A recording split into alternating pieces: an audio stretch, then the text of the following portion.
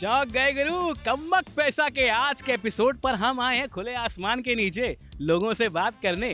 पिछले एपिसोड पे हमने समझा था कि इंडिया का डेटा प्रोटेक्शन कितना घटिया है और कैसे हम अपने डेटा को लेकर के इतने ज्यादा केयरलेस हैं। तो आइए आज आम जनता से बात करते हैं और उनसे पूछते हैं कि गुरु आप अपना फोन नंबर, अपना डेटा क्या बांटते फिर रहे हैं और उसके नुकसान क्या है?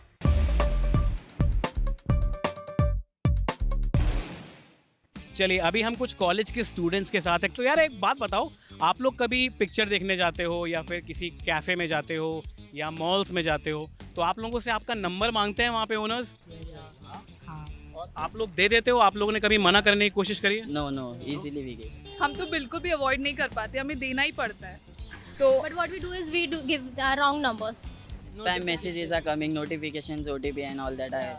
अक्सर आते रहते हैं। हाँ, वो थोड़ा इरिटेटिंग भी होता है। Yeah, I mean it's irritating because बहुत बार notifications आते हैं फिर and then you have to just mark as read and then delete the messages, so it's quite irritating for me. Obviously, I mean there should be some restrictions, right? You cannot just randomly call someone and keep calling and again कि यार जब तक ये बंदा call नहीं उठा रहा है कॉल करते ही रहो, इरिटेट करते रहो।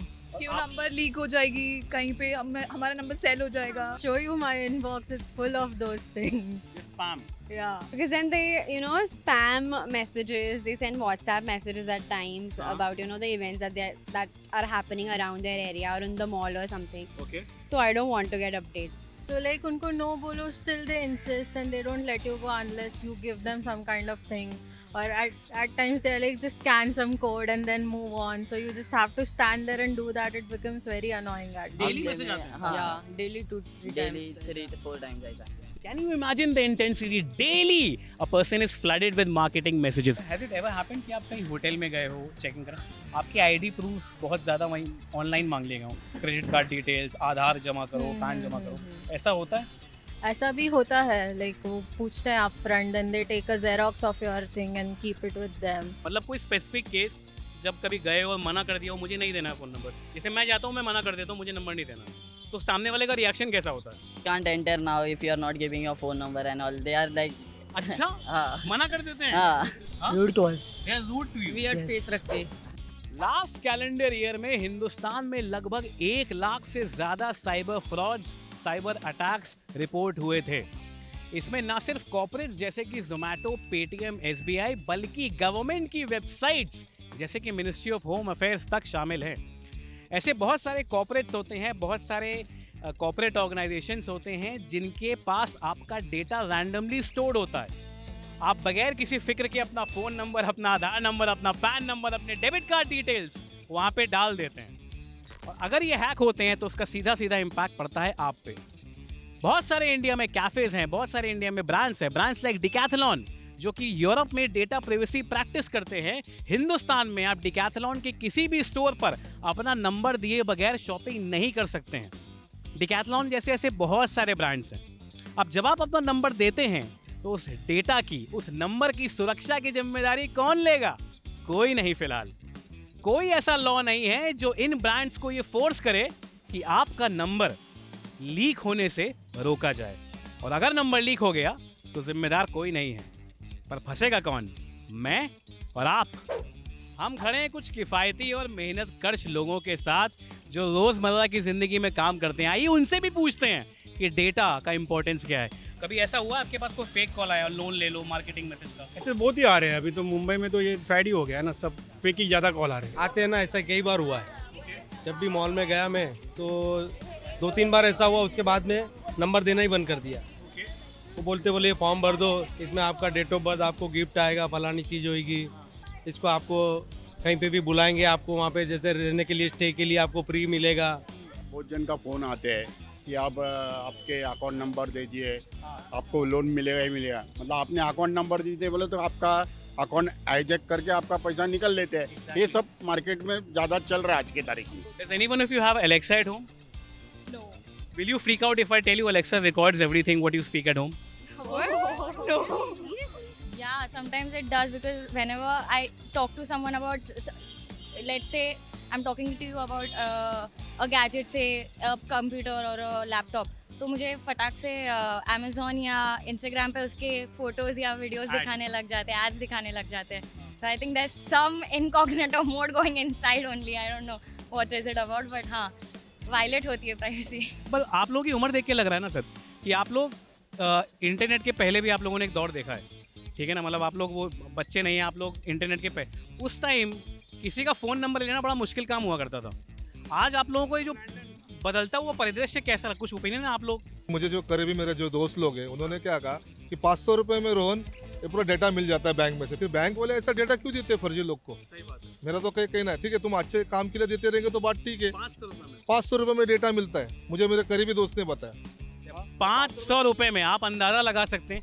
500 रुपये में अगर कोई 500 रुपये में आपका डेटा ले रहा है तो आगे आपसे क्या क्या निकलवाया जा रहा है उस नंबर के माध्यम से. और जैसा कि हम जान रहे हैं, Aadhaar card, PAN card, phone number ऐसे बांटे जा रहे हैं जैसे प्रसाद. मंदिर में मुफ्त बंट रहा है भैया, ले लो आकर के सब हैं. यूरोप और अमेरिका जैसे इकोनॉमीज़ में वहाँ पे रूल्स हैं, they can not violate your privacy. यहाँ पे वायलेट करना बहुत आसान बहुत होता ईजी है. है यार. हमने ना ऐसा इधर 2 आदमी को मारा भी था इधर. अच्छा, तो उन्होंने ऐसा बोला था कि हम लोन दे रहे हैं, तुम्हारा क्रेडिट खत्म हो गया, क्रेडिट कार्ड खत्म हो गया, तो आप इतना पैसा भरना है. तो हम लोग ने क्या बोला उसको, ठीक है तो आ जा इधर. तो जब भी हम लोग उसको उधर बुला के लाया, तो जब भी हम लोग ने उसको दिया कान पट्टी में, तो कान पट्टी मारने के बाद मालूम पड़ा कि ये हिक्कू है. बैठे हैं हम कुछ और नौकरी पेशा मैच्योर लोगों के साथ. ऐसे तो फेक कॉल तो आते रहते हैं. मतलब क्या, उसको अभी अपन हम लोग को थोड़ी बहुत जानकारी है हर एक चीज़ के लिए, तो हम लोग उसको इंटरटेन नहीं करते. मेरे फ्रेंड के साथ में भी हुआ, तो उनके पास में एक कॉल आया और एक OTP आया, जो उनने कुछ चीज़ परचेज करी थी, तो वो करीब 9,900 रुपये की थी. वो पेमेंट उनने कर दिया. उसके बाद फिर उसके जस्ट बाद में एक फ्रॉड कॉल आया कि आपके पास OTP आया होगा. तो वो OTP जैसा आया, उनने मोबाइल में देखा हाँ आया है OTP, उनने वो OTP दिया, 9,900 डिडक्ट हो गया. फिर एक और बार बोले वो नहीं दूसरा एक और OTP है, फिर दूसरा OTP आया. ऐसे करके 9,900 करके 9 बार निकाल गए पैसे. कुछ वेरिफिकेशन नहीं, कुछ नहीं, डायरेक्ट डॉक्यूमेंट्स व्हाट्सएप पे भेजो. व्हाट्सएप पे भेज के डॉक्यूमेंट्स दे रहे हैं, याद रखना. हाँ, वो भेजना नहीं चाहिए. एग्जैक्टली. अगर अपन इतने बड़ा देश है अपना, तो उसमें अगर ये सब चीज़ें होती है तो समझो ना यार, जनरली नॉर्मल लोगों ने क्या करना चाहिए, वो तो मर जाएगा ना. और उसमें से कैसा है, बहुत से लोग हैं जो वेल एजुकेटेड नहीं है, एजुकेटेड है लेकिन वेल एजुकेटेड है, जिनको ये इसके बारे में इन्फो नहीं है. किसी बैंक एम्प्लॉय को आप डॉक्यूमेंट शेयर कर रहे हैं तो उसको बुलाओ, घर पे बुलाओ, ऑफिस बुलाओ, उसका आइडेंटिटी कार्ड चेक करके उसके बाद आप शेयर करो आपको डॉक्यूमेंट्स. और इसके ऊपर सच गवर्नमेंट को भी एक्शन लेना चाहिए कि ऐसा जो लोगों को बेवकूफ़ बना के नंबर ले लेते हैं और उसके बाद में फ्रॉड कॉल भी करते हैं कि आपके पास एक OTP आएगा, वो OTP हमको दे दो तो हम आपको ये गिफ्ट देंगे.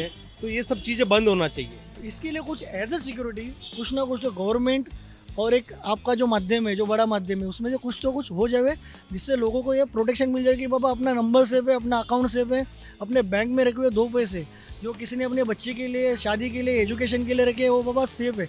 एक सिक्योरिटी होनी चाहिए लोगों को, बस. सिक्योरिटी प्रोटेक्शन, आप समझ रहे हैं, ये डेटा प्रोटेक्शन की तरफ ही इशारा कर रहा है. एक एक करके आपके अकाउंट से 9 बार पैसे निकल जाना, रैंडम मार्केटिंग कॉल्स आना, रैंडम नंबर से आपके पास बैंकिंग SMS आना, रैंडम लोगों के द्वारा आपको सर्विस ऑफर करना, आपकी परमिशन के बगैर आपका नंबर 100 जगह ट्रांसपोर्ट हो जाना. कहीं ना कहीं इसकी शुरुआत होती है दोस्त अपना नंबर बांटने से. अगर किसी के पास आपका फ़ोन नंबर है तो वो आपकी पूरी डिजिटल प्रोफाइल पिछली वाली ट्रैक कर सकता है और उसके आधार पे आपका फ्यूचर प्रिडिक्ट कर सकता है. सेफ रहें, सुरक्षित रहें, अपने डेटा की हिफाजत रखें और सबसे ज़्यादा अपने नंबर का ख्याल रखें, हर जगह बांटते ना फिरें. कमबख्त पैसा के नए आयाम को जोड़ेंगे हम आपकी जेब से अगले हफ्ते. तब तक के लिए खुशामदीद, शब बखैर.